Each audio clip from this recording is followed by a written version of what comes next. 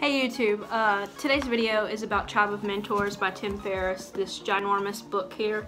I've been super excited to get this in the mail. Since I'm in Italy, it takes like 10 days to get something with Amazon Prime, so I've really been waiting a while. But anyways, this video is going to be about the 11 questions that he asks in the beginning of the book. If you're familiar with Tim and his interviews, he always asks the same questions to his world-class performers because he feels like these questions are crafted to get a response out of people. And so some of them are more laid-back questions, and then some of them are deeper questions.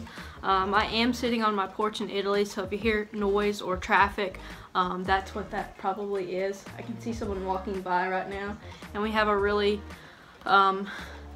angry homeless man who likes to come like bang on the gates every once in a while. Hopefully that doesn't happen. Anyways, so number one, what is the book or books that you have given most as a gift and why? Or what are 1 to 3 books that have greatly influenced your life?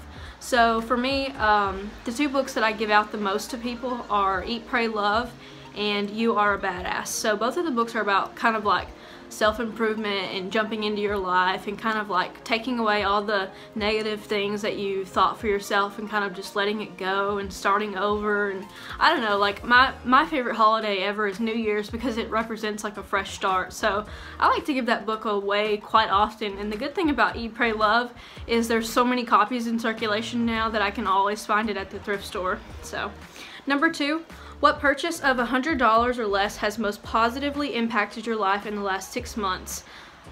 So for me, it was really hard to answer this question because I don't spend that much money. Like I only spend money on like food and alcohol.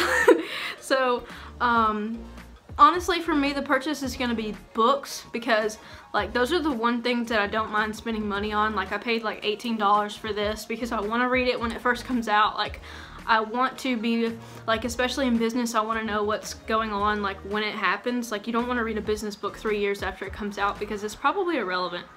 So number 3, how has a failure or apparent failure set you up for later success?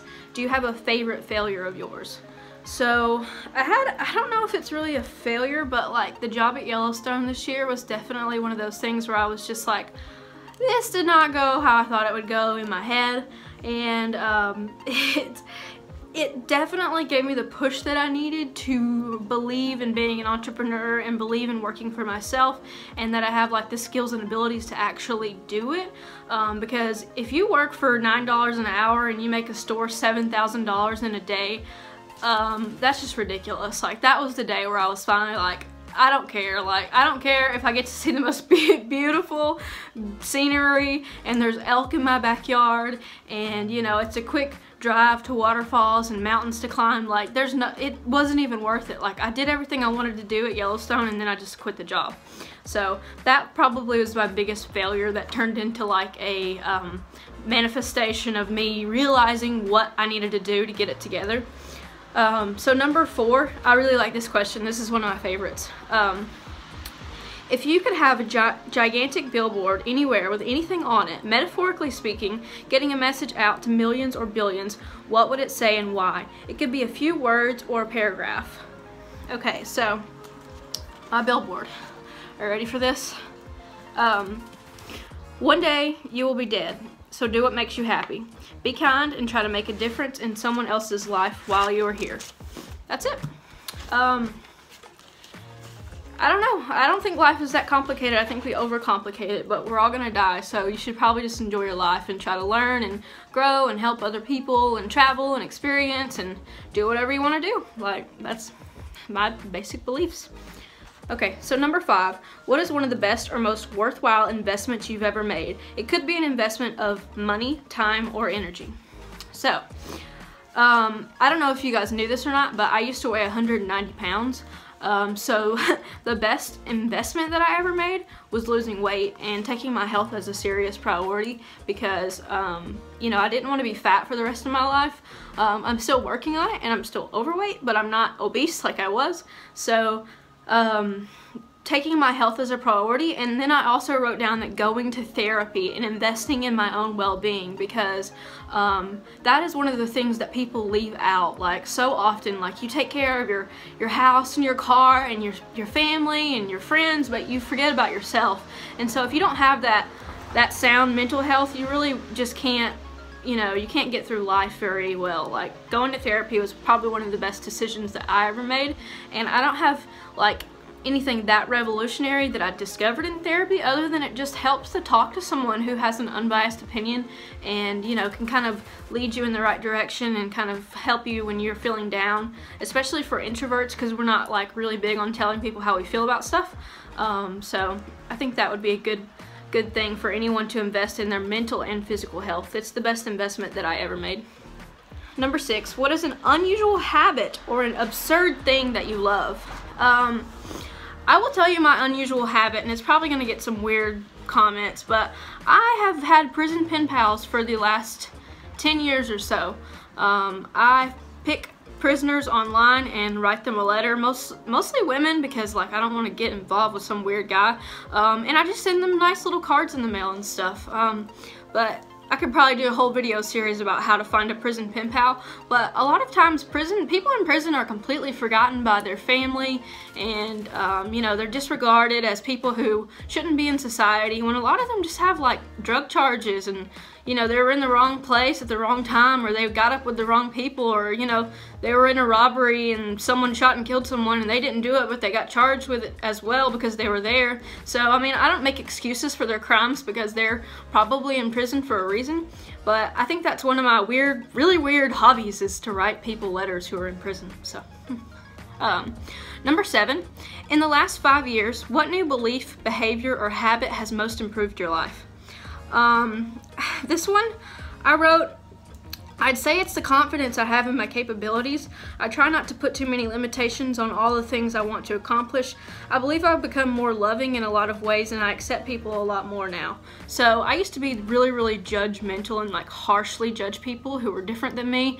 I don't mean in terms of like race or religion or anything like that. Just like being in the South, it seriously makes you hate the Southern like values sometimes, because they're so ignorant, and I would get so mad about it, like you know. But now I just kind of like let it go and realize that, like, you know, people didn't become that, they weren't born that way, like somebody taught them the behavior that they're exhibiting. So I try to be less judgmental about things like that now, and just kind of realize that, like, oh, they may not have had the best upbringing, they may not have had the best education, or maybe their parents weren't around, you know. So I think that that goes a long way in just being more accepting. But number 7 is kind of an open-ended question, and a lot of these are personality tests if you'll kind of look at them and delve into it a little bit, the psychology of how the questions are worded. Some of them are open-ended and some of them are not so much.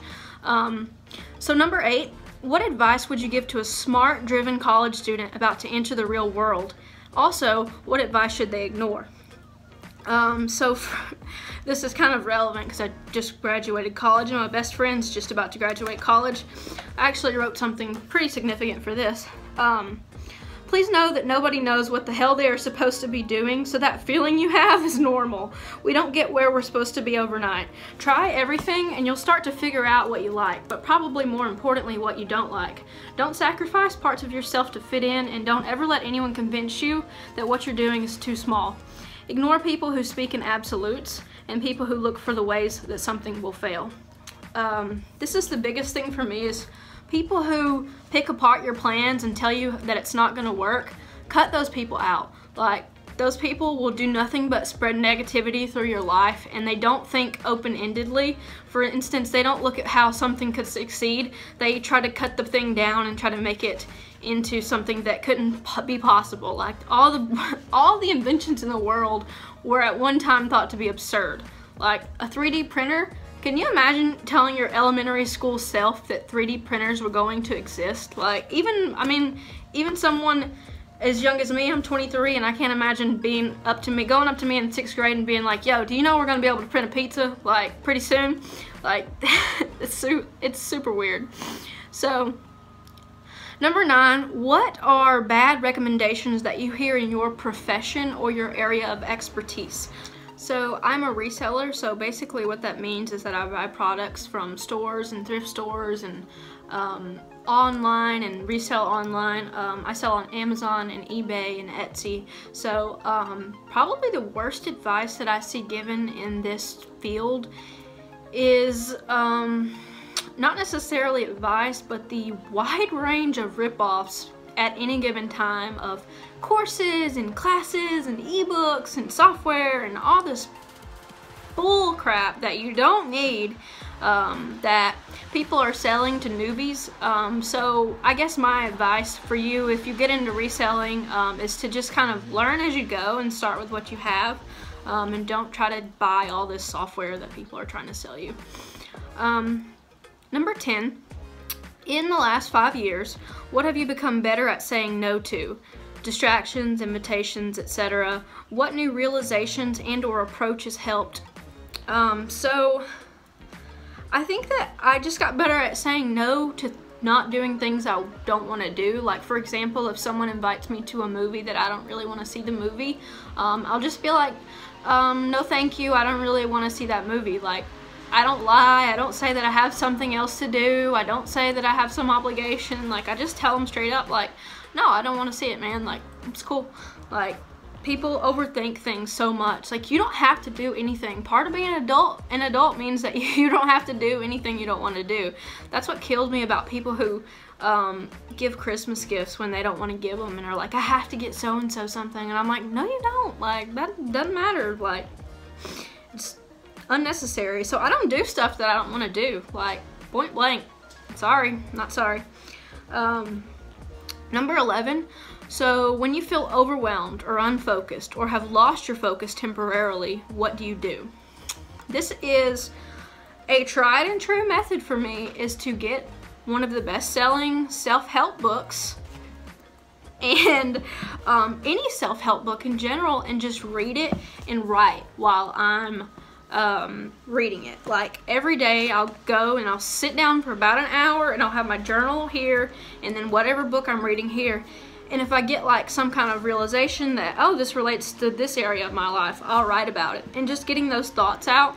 And another thing that I'll do when I become like really unfocused is I'll sit down and write out my goals. I'll go so far as to make like a 5-year plan, like several times a year, just to kind of keep me on the right track, because if you don't stay focused, then you will not like reach any of your goals, especially if you have depression. Like, it's hard to explain depression to people who don't have it.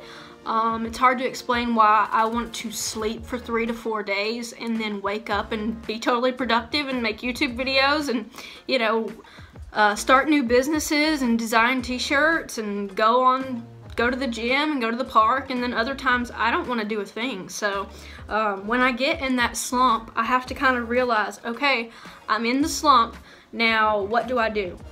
So I think it's really important to write that kind of stuff down. But yeah, that was the 11 questions from Tribe of Mentors.